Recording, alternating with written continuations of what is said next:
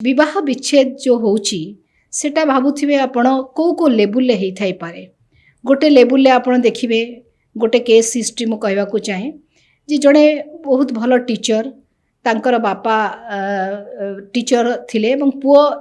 Cambridge रु पाठ पढ़िकी गोटे बहुत लर्नेड फेलो साइंटिस्ट थिले से तांकर वाइफ जड़े डॉक्टर थिले एवं से मध्य गोटे भारी रेपुटेड हॉस्पिटल रे से काम करुथिले एज ए डॉक्टर किंतु एमिति किछि हेला तांको भितरे जो थरे से माने आउ परस्पर रहिबा पई चाहिले नाही। से कारणटा कोन मु आपन कहबा को चाहे दी जन जाक प्रोफेशनल दी जन जाकंकर बहुत बिजी शेड्यूल थाए अलगा अलगा से माने तांकर ये जते बेले अमेरिका संगरे लैपटॉप रे बिजी थिबे सी सेते बेले हॉस्पिटल रे बिजी थांती एवं ये घर को आसला बेल को हुए तो बहुत लेट हो जाई थाए डॉक्टर हिसाब रे एवं सी जते बेले इच्छा करूथांती कि स्त्री टिके कोन रोसई करिकी मते खाया को दो सेते बेले तांको पाखरे सेटा अवेलेबल न थाए। सो घर काम किए करिवो हस्बैंड करिवो कि वाइफ करिवो याकु नै कि तांकर टसल थाए इगो क्लास करू थाए ए सब भितरे जेते जहा करिकरी परंपरागत भाव रे विवाह करा जाइथिले मध्य ए हस्बैंड वाइफ को भितरे पड़िला नाही एवं तार गोटे बहुत बड़ कारण भी रही कारण झीटी जे सी गोटे कॉर्पोरेट हाउस रे तांको बापा चाकरी करथिले तांकर अपब्रिंगिंग तांकर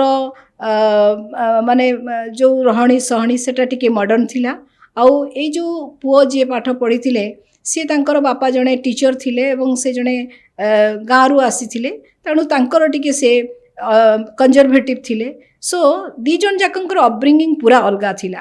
तो से माने परस्पर से जो अपब्रिंगिंग रो अलगा अलगा फल रे एडजस्ट करिले नाही जदिओ से माने चाहिथिले एडजस्ट करि पार थांते। मु कहूची दी जन जदी चाकरी करिसंती पैसा रोजगार करूचंती किए रोसई करिवो ता पई झगड़ा न करिकी गोटे कुक रखी पारिबे गोटे किए घर काम करिवो ता पई झगड़ा न करिकी सेही पैसा रे से माने तांकर गोटे मेड रखी पारिबे जे काम करिवो। तेणु घर काम जे केवल स्त्री लोक करिवो सेमती किछि माने नाही। जदि एजुकेटेड स्त्री अछि बा एजुकेटेड झियोटी सी ताकू भी सुजोग दिया जिबा दरकार ता प्रोफेशन ने से एक्सेल करू एवं ता पई दी जन जेहेतु हस्बैंड वाइफ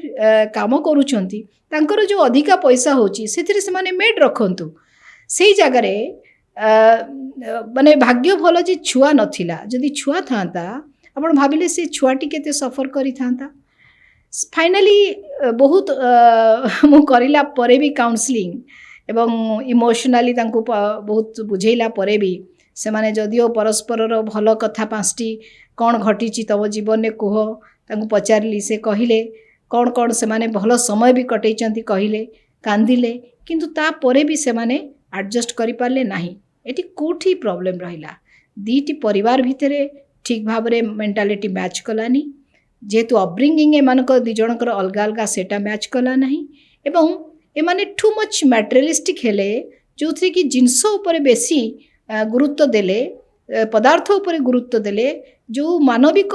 इमोशन बा भावना बा गोटे परिवार थिबा दायित्वबोध ए सब उपरे से माने गुरुत्व देले नहीं।